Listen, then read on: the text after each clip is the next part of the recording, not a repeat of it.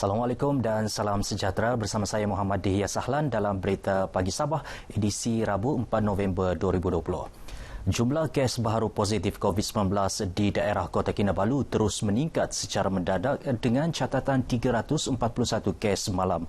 229 kes daripada jumlah itu adalah daripada kluster Pusat Tahanan Sementara Menggatal, manakala kes positif bagi kluster Penjara Kepayan bertambah 42 kes. Menteri Kerajaan Tempatan dan Perumahan Datuk Seri Panglima Masidi Manjun menerusi kenyataan memaklumkan jumlah kes positif di Kota Kinabalu telah dijangka naik mendadak dalam beberapa hari disebabkan kluster Pusat Tahanan Sementara Menggatal. Sebanyak 678 kes positif baharu COVID-19 di negeri ini semalam, 549 pesakit sembuh dan 12 kes kematian. Seramai 3,139 pesakit sedang menerima rawatan, iaitu 695 pesakit di hospital dan 2,444 pesakit di Pusat Kuarantin dan Rawatan Berisiko Rendah COVID-19 PKRC. Bilangan pesakit COVID-19 dalam ICU pula adalah 79 orang dengan 21 orang memerlukan alat bantuan pernafasan. Sementara itu, Datuk Masidi juga memaklumkan sebanyak 38.08% kadar penggunaan kapasiti katil di hospital dan PKRC yang menyediakan 8,241 katil. Ya, bagi menampung kapasiti ujian COVID-19 yang tinggi di Sabah, Kementerian Kesihatan KKM telah menurunkan peruntukan bagi mewujudkan 2 makmal molekular tambahan di Hospital Daerah Tawau dan Hospital Daerah Lahadatul. Menurut Datuk Masidi, kedua-dua makmal itu mampu menjalankan 200 ujian sehari dan dijangka mula beroperasi pada awal Disember tahun ini. Jabatan Kesihatan Negeri Sabah JKNS juga telah menerima tambahan kit ujian RTK antigen sebanyak 200,000 unit daripada KKM. Datuk Masidi berkata setakat ini 117,825 kit ujian telah diagihkan kepada hospital, pejabat kesihatan kawasan serta pejabat kesihatan daerah seluruh negeri. Pada masa sama, makmal ujian PCR COVID-19 sementara juga telah diwujudkan di Klinik Kesihatan Kubota Tawau bagi menampung sebahagian ujian PCR di daerah itu. Makmal itu dijangka beroperasi sepenuhnya minggu hadapan. Sementara itu, katanya kadar pematuhan penduduk terhadap SOP PKPB ialah 96.5%. Hebahan Umum Info on Wheels Jabatan Penerangan Sabah mengenai pematuhan SOP telah dilaksanakan di 88 lokasi melibatkan 12 buah daerah. Polis Diraja Malaysia juga telah melaksanakan 85 hebahan melalui kereta peronda. Kerajaan Sabah akan mula mengagihkan bantuan prihatin COVID-19 berjumlah RM160 juta kepada rakyat yang terkesan pandemik itu minggu depan. Peruntukan itu akan disalurkan melalui pelbagai kementerian dalam bentuk bantuan wang. Menteri Pembangunan Masyarakat dan Kesejahteraan Rakyat Negeri Insinyur Syahelmi Yahya berharap bantuan tambahan itu dapat meringankan beban rakyat yang terkesan pandemik COVID-19. Dalam pada itu, katanya kerajaan negeri giat mengagihkan bantuan bakul makanan kepada golongan sasar. Jumlah keseluruhan 131,052 bakul makanan telah diagihkan di 27 daerah di Sabah, termasuk 4,655 bakul makanan semalam.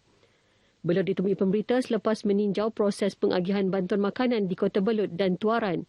Tujuan utama untuk membuat lawatan ini adalah untuk melihat sendiri proses agihan bakul makanan yang dibuat ataupun diselenggara oleh PKOB daerah-daerah dan seterusnya berbincang dengan pengerusi-pengerusi PKOB bagaimana kita memperkemaskan proses agihan bakul makanan di semua kawasan yang terlibat. Insinyur Syahelmi menjelaskan pengagihan bakul makanan masih tertakluk kepada kriteria yang ditetapkan, iaitu memastikan semua keluarga yang terkesan akibat Perintah Kawalan Pergerakan diperketatkan PKPD mendapat bantuan makanan itu. Bagi mereka yang berada di kawasan PKP bersyarat, pihaknya mengutamakan keluarga yang dikuarantin dahulu. Seramai 251 pesakit telah ditempatkan di Hospital Medan ATM Tawau sejak menerima pesakit pada 22 Oktober lalu.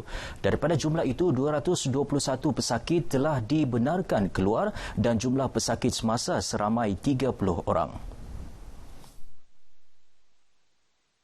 Menurut kenyataan bahagian hal ehwal awam Markas Angkatan Tentera, sehingga kini ATM menempatkan 10 pegawai dan 24 anggota perkhidmatan sokongan.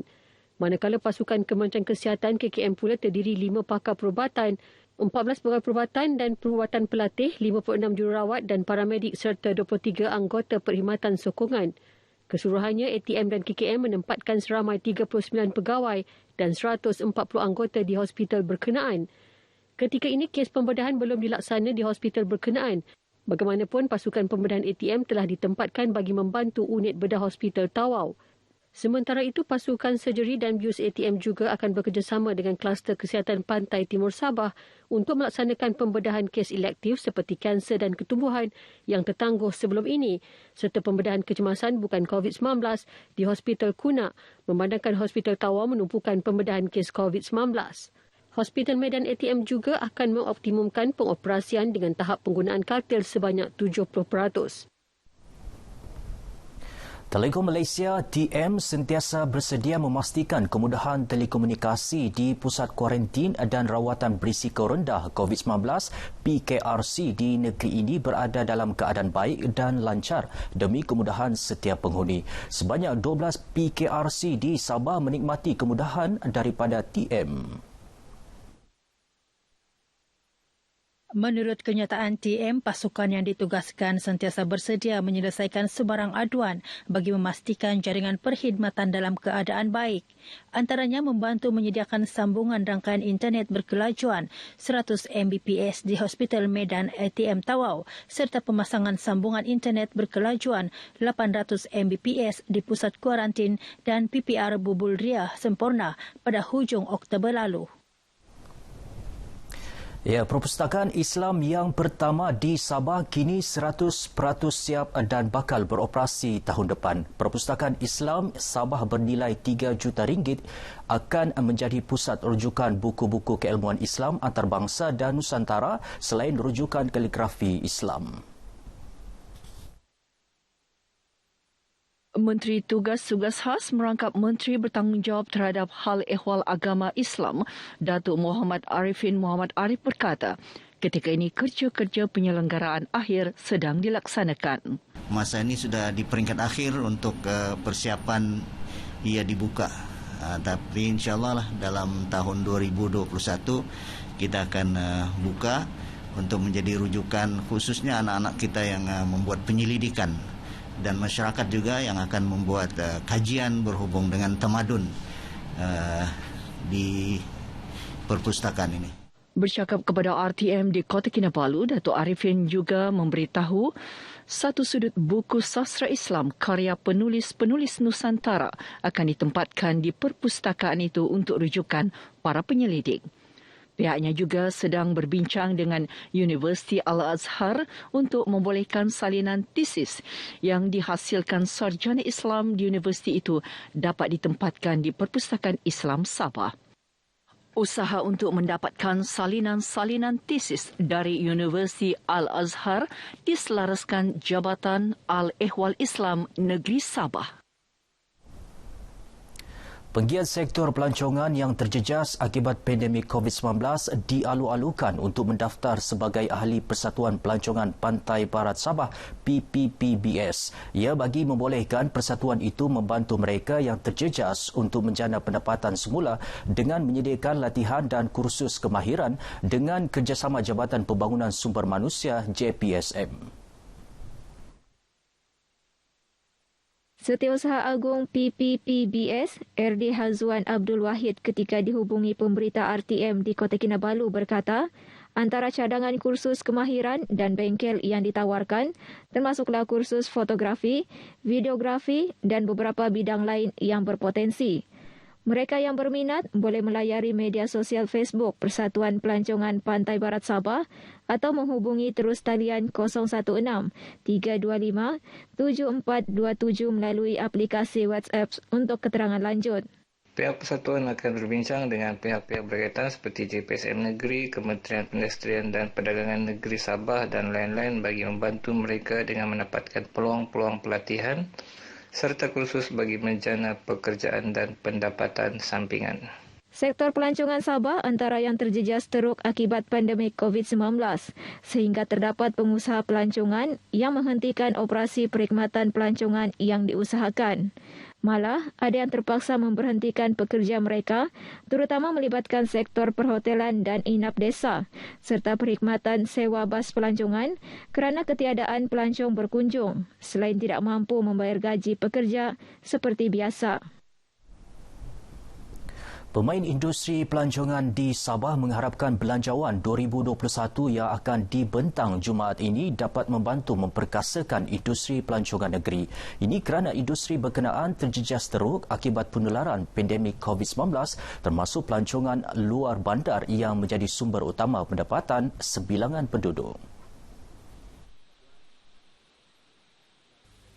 Presiden Persatuan Pelancongan Kiulu, Mejin Magingau berkata bajet 2021 perlu mengambil perhatian serius kesan Perintah Kawalan Pergerakan PKP serta Perintah Kawalan Pergerakan Bersyarat PKPB di negeri ini yang dilanjutkan sehingga 9 November dalam usaha memutuskan rantaian jangkitan COVID-19. Kami sangat mengharap agar bajet tahun 2021 ini akan mengambil kira keperluan pembangunan sektor pelancongan, terutama sektor pelancongan luar bandar. Beliau berkata demikian kepada RTM di Kiulu sebagai mengulas harapan pemain industri pelancongan Sabah terhadap Belanjawan 2021. Mejin menjelaskan sebelum PKP dan PKPB dikuatkuasakan di Sabah, 52 pemain industri berdaftar di Kiulu menerima kehadiran antara 15,000 hingga 20,000 pelancong sebulan dengan pendapatan sekitar 4,000 hingga 6,000 ringgit sebulan. Bagaimanapun, pendapatan pengusaha terjejas teruk sejak penularan COVID-19 serta terpaksa menanggung kos pembayaran gaji pekerja. Manakala salah seorang pengusaha pelancongan terkenal yang merupakan pemilik Mongoluton River View and Picnic Center Kiulu berharap Belanjawan 2021 turut mengambil kira peruntukan bagi menambah baik kemudahan infrastruktur sedia ada. Kami harap yang setiap pelancongan ini, terutama jaringan internet ataupun jalan raya, mesti habis kebanyakan sekarang masih ada yang belum sampai jalan raya ke pusat pelancongan. Kemudian jaringan internet pun masih terlalu rendah lagi. Aileen juga berharap penularan COVID-19 dapat dibendung agar sektor pelancongan boleh beroperasi semula. Cadangan untuk membolehkan pemegang akaun satu kumpulan wang simpanan pekerja KWSP mengeluarkan RM10,000 secara one-off mendapat pelbagai reaksi daripada pencarum di Sabah. Rata-rata mereka yang dihubungi RTM menyifatkan cadangan itu bertepatan dengan situasi ekonomi semasa yang terjejas akibat penularan pandemik COVID-19.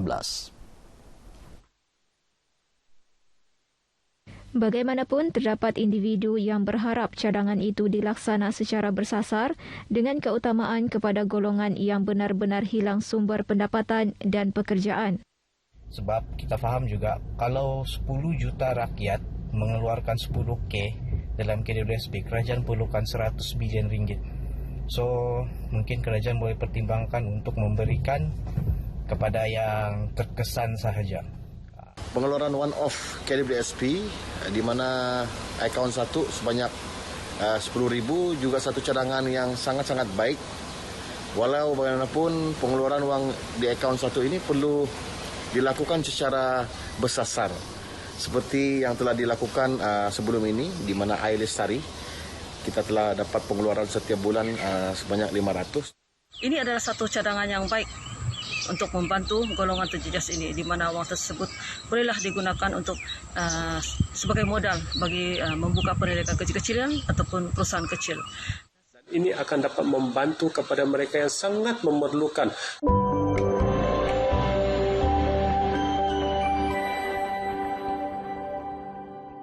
Ekonomi